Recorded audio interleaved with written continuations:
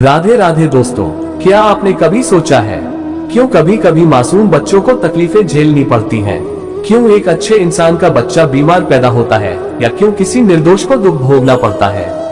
क्या ये भगवान की नाइंसाफी है? नहीं, इसके पीछे बहुत गहरी बात है और इसे सबसे अच्छे ढंग से समझाया सिर्फ भगवान श्री कृष्ण ने। आज की इस कथा में हम जानेंगे क्यों बच्चों को माँ बाप के कर्मों की सजा मिलती है, और कृष्ण ने हमें इस सच को समझाया। द्वारका में एक बार एक महिला रोते रोते श्री कृष्ण के पास आई। उसकी गोद में उसका बीमार बच्चा था। उसने रोकर कहा, प्रभु, मेरा बच्चा तो निर्दोष है, उसने कौन सा पाप किया जो इतना कष्ट झेल रहा है? कृष्ण मुस्कुराए और बोले, माँ, ये संसार एक खेत की तरह है। जैसे कोई किसान जो बोता है वही काटता है, उसी तरह हर आत्मा अपने पिछले जन्म और अपने परिवार के कर्मों का फल भोगती है। कृष्ण ने आगे कहा, मान लो किसी पेड़ की जड़ें खराब हो जाए तो फल भी मीठे नहीं होंगे। जड़ें माँ बाप हैं और फल बच्चे।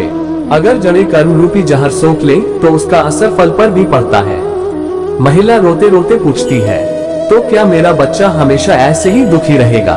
कृष्ण बोले, नहीं माँ, कर्म का बंधन जितना गहरा हो उतना ही मजबूत होता है। लेकिन याद रखो, भक्ति और अच्छे कर्म पुराने पापों को भी काट सकते हैं। अगर तुम अपने बच्चे के लिए भगवान का नाम जपो, सेवा करो, दान करो, तो बच्चे के दुख आधे हो सकते हैं। कृष्ण ने फिर एक गुप्त रहस्य बताया। याद करो अभिमन्यु को, अर्जुन का पुत्र, वो महाबली था लेकिन चक्रव्यूह में मारा गया। क्यों? क्योंकि जब वो माँ के गर्भ में था, अर्जुन ने उसे चक्रव्यूह तोड़ने की आदि विद्या ही सुनाई थी, बाकी हिस्सा नहीं बताया, और वही अधूरी विद्या उसकी मृत्यु का कारण बनी। बच्चे सिर्फ अपने कर्म ही नहीं बल्कि माता पिता के कर्म और संस्कार भी गर्भ से लेकर चलते हैं। याद रखो, बच्चे दर्पण की तरह हैं। वे सिर्फ अपने कर्म ही नहीं बल्कि माँ बाप के कर्मों की छाया भी लेकर आते हैं। अगर माँ बाप झूठ, लालच, हिंसा, अन्याय करते हैं तो उसका असर बच्चों की जिंदगी में दिखेगा, और अगर माँ बाप ईमानदारी, भक्ति और सेवा करेंगे तो उनका पुण्य बच्चों को भी सहारा देगा। तो दोस्तों, अगली बार जब भी आपको लगे कि मासूम बच्चों को कष्ट क्यों मिलता है, तो याद रखिए, ये भगवान की सजा नहीं है, ये कर्मों का विज्ञान है।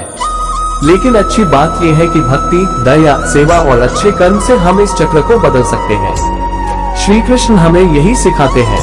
हम अपने कर्मों से आने वाली पीढ़ियों का भविष्य बदल सकते हैं।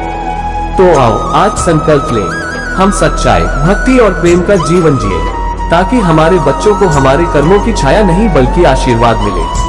हरे कृष्ण। अगर आपको वीडियो पसंद आए तो लाइक करें, सब्सक्राइब करें, कमेंट में जय श्री कृष्ण।